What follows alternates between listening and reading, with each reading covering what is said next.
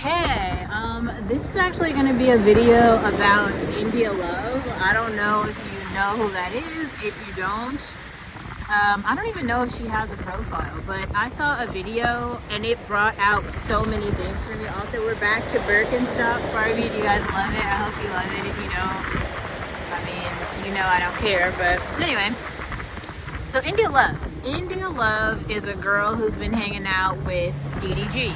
Now, why is this important to anyone? Why do we care? Is this like a thing? No. I don't know, because I don't know. I don't follow DDG. I don't follow DDG's content, so for me, this is doing all of nothing.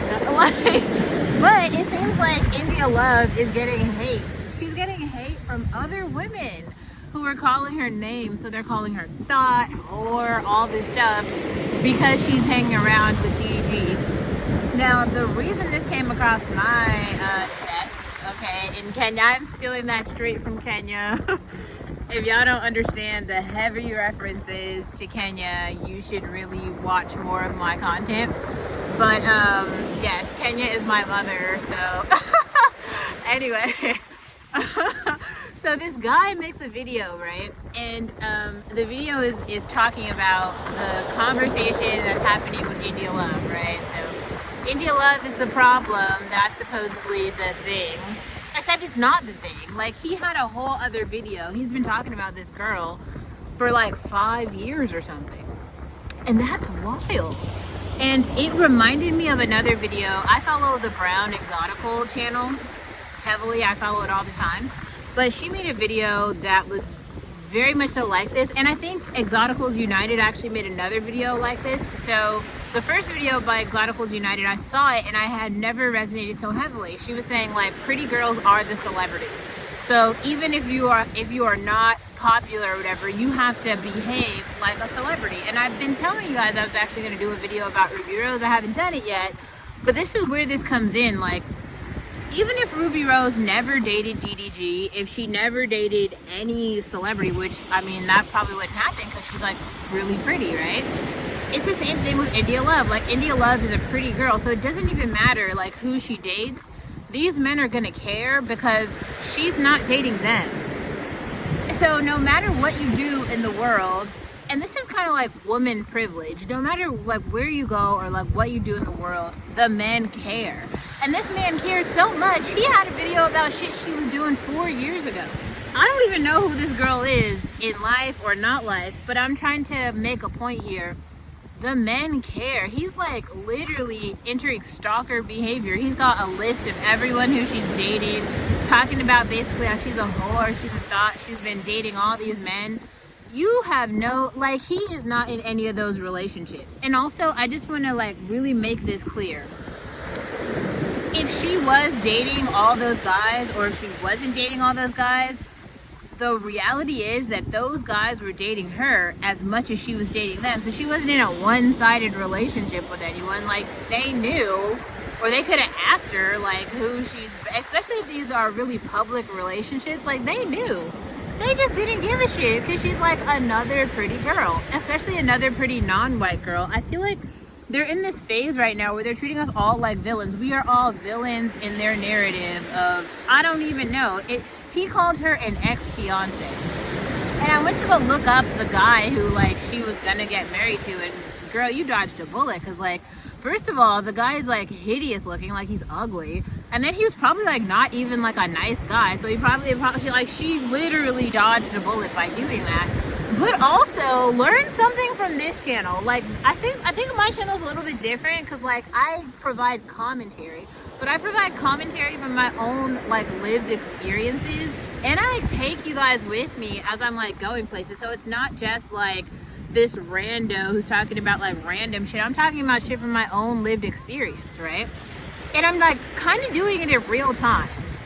So I don't know why India Love believes that she needs Streamer University in order to, like, build something or have an opinion or something. She doesn't.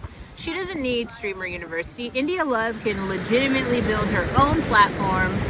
Just continue to post videos about really whatever. This is what I hope women, especially black women, are getting from my channel. Like, the point is, it doesn't even matter what you talk about. Like nobody cares.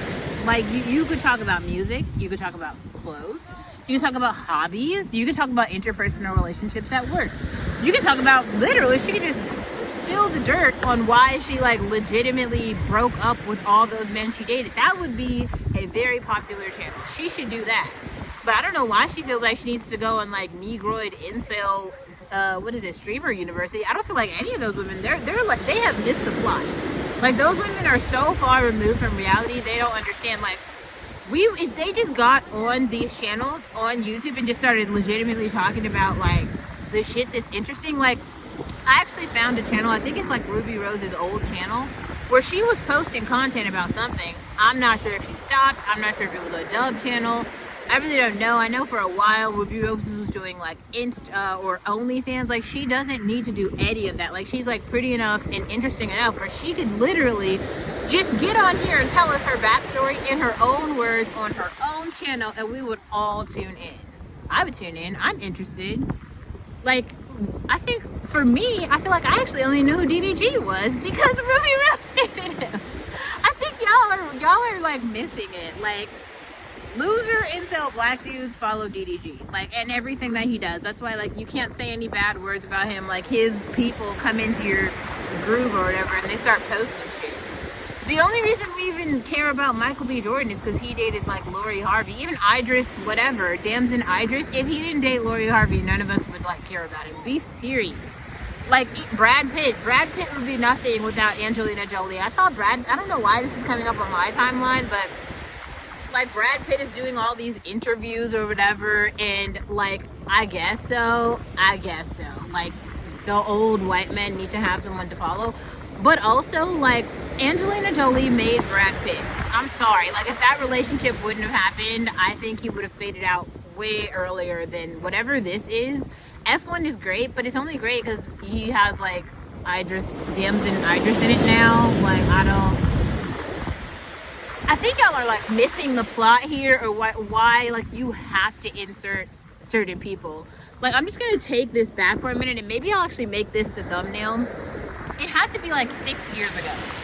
So 6 years ago, or maybe even longer than that, like Jacques Lamise, who is this like black fashion dude, he legitimately had a fashion show, and at that fashion show, there was like six black girls who all sat front row. I believe it was like Lori Harvey, Tiana Taylor.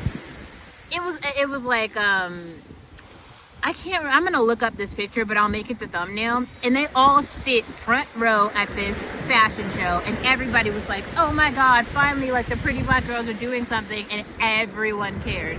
If you haven't noticed, like, Lori Harvey is now taking pictures of like Laura Harrier, right? And Lori Harvey also made some content earlier about how Laura Harrier broke up with Klay Thompson, that Warriors player. Like, these men are only something because they have the hottest, the pretty women. They're like nothing without them. Like, they like need us to be anything. Like, without the stories of like, I dated her, or I did this with her. That's like, I saw also, it was really strange, fat ass Rick Ross put some like curly hair black girl in his video, and I was like, ew, like, please leave us out of the narrative. Just have a whole, and go pick somebody who looks like Tiny or Ice Rice, put her fat ass in the video and take us out. Like, I want to be completely excluded from the narrative.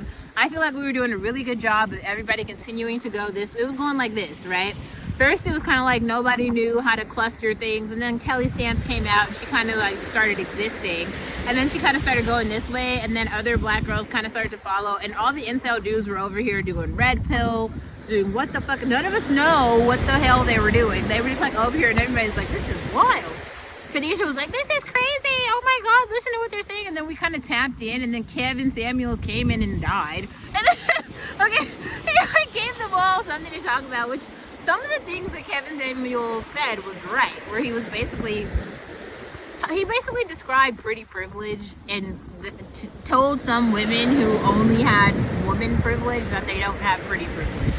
That was the like cultural impact, the aha moment of Kevin Samuels that I think everyone kind of understands now, but also everyone understood it before. You don't like need somebody to tell you about the privilege that you already have.